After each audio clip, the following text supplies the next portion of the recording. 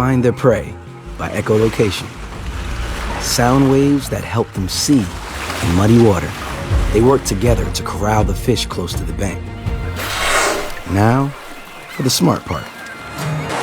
They swim side by side, creating a bow wave, which pushes the mullet up into the mud bank. Now it's an easy meal for the dolphins. It's a great play, but you got to herd the fish to just the right spot. Avoid the banks with sharp oyster shells. Steep banks are no good. Most fish just bounce back into the water. Nice catch. And with flat banks, you risk getting stranded. This is the perfect spot. It's showtime.